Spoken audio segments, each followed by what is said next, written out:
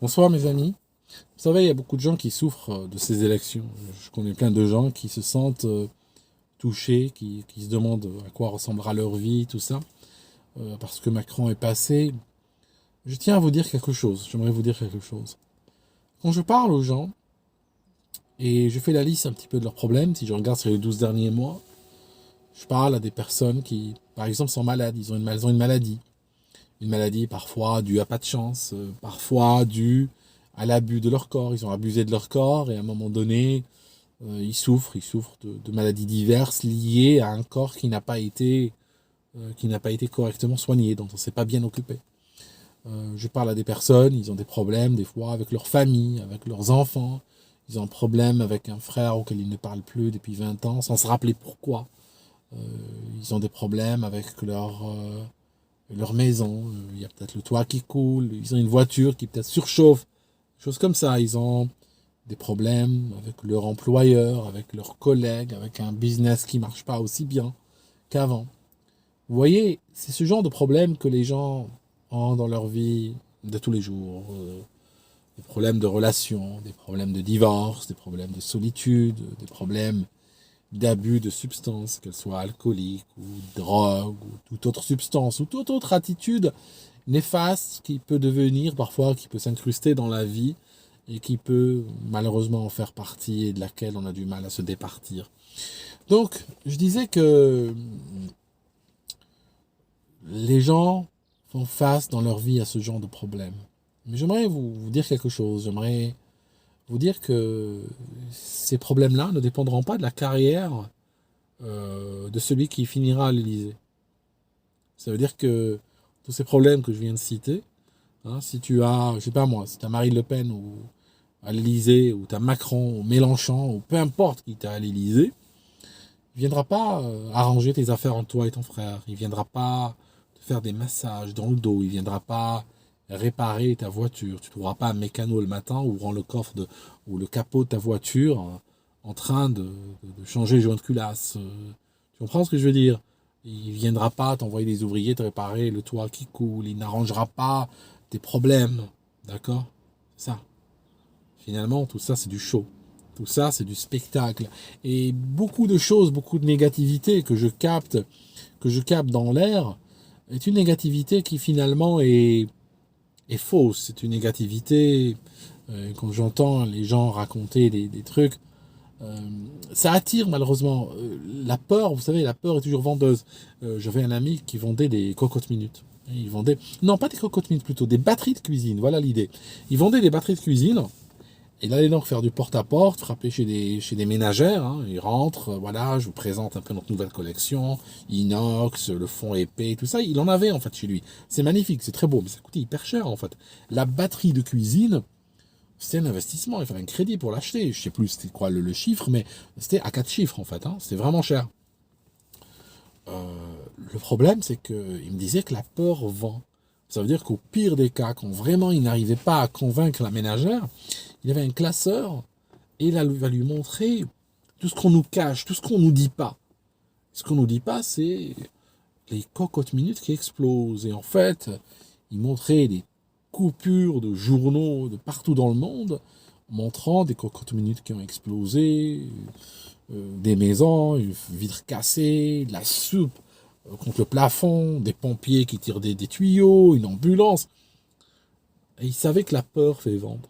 Or, le problème, c'est que on regarde dans les réseaux sociaux aujourd'hui, et je parle en particulier de réseaux qui sont fréquentés souvent par des personnes de ma sensibilité, je veux dire sensibilité de droite et tout ça, et j'en suis, des fois moi-même, je suis tombé dans ces travers-là, et on voit des fois des nouvelles extrêmement toxiques, hein, pour utiliser le mot.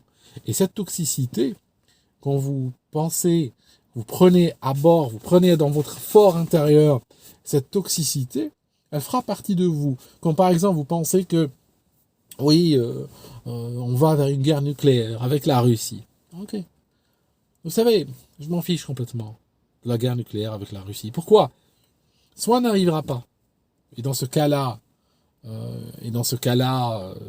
j'ai pas de raison de m'en inquiéter. Soit elle arrivera Et dans ce cas-là, je ne pense pas que j'aurai le temps de m'en inquiéter.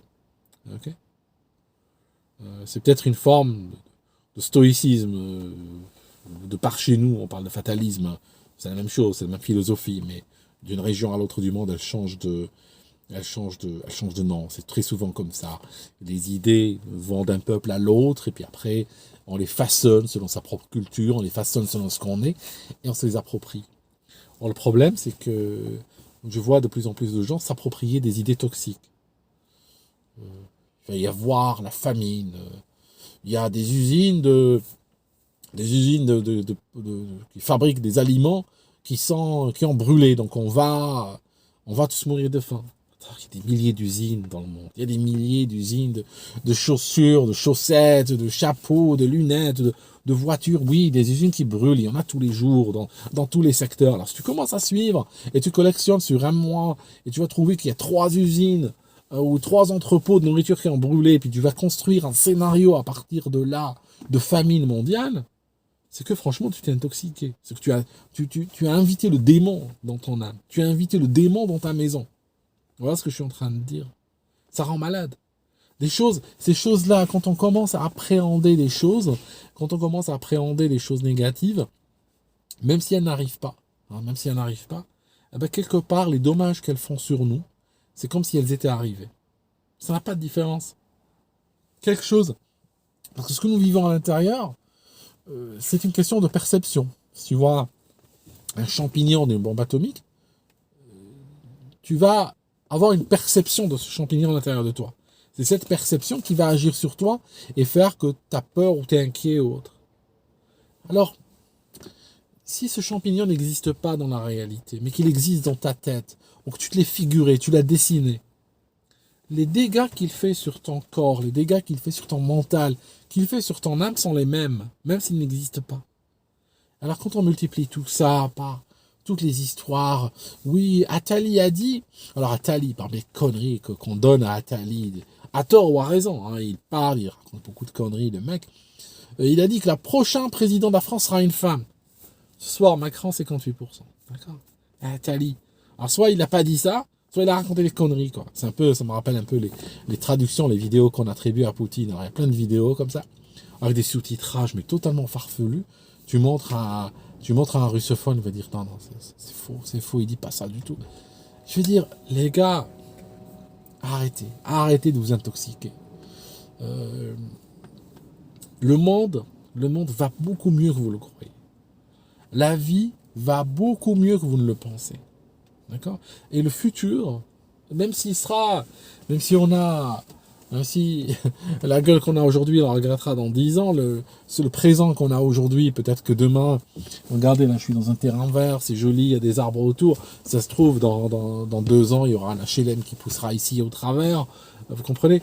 Aujourd'hui, j'ai fait du carburant, j'ai payé 1,65 le litre, j'habite au Royaume-Uni, il livre 65 le litre. Si ça se trouve, peut-être dans 5 ans, je le paierai 1,90 ou 2,20 ou 2,35. Je veux dire, voilà. Oui, il y a des choses qui glissent. On constate un certain glissement.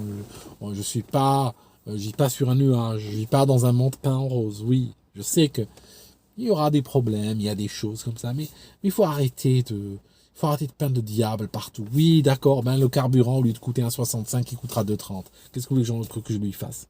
Vous comprenez? Qu'est-ce que vous voulez que je lui fasse? Le jour J, on verra. Et qu'est-ce qu'on va faire le jour J? On paiera 230 et on fermera nos gueules. Qu'est-ce que vous voulez qu'on fasse? D'accord? Et en attendant ce jour, on l'oublie. Hein, je vais pas psychoter pendant les 5 prochaines années sur lorsque le carburant coûtera 2,30 alors que moi je suis en train de le remplir à 1,65.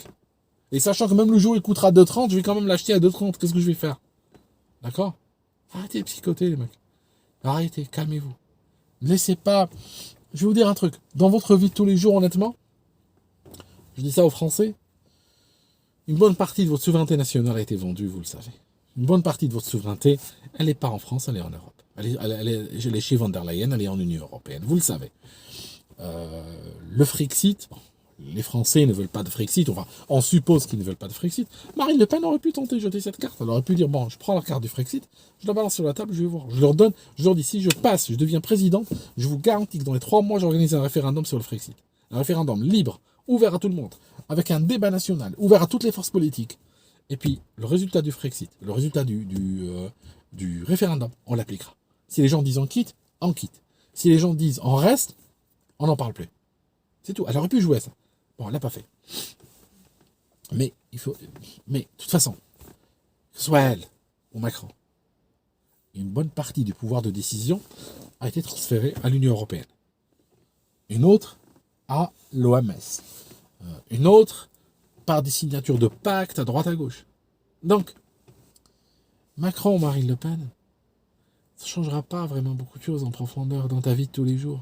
Et en particulier pour les problèmes qui sont importants pour toi.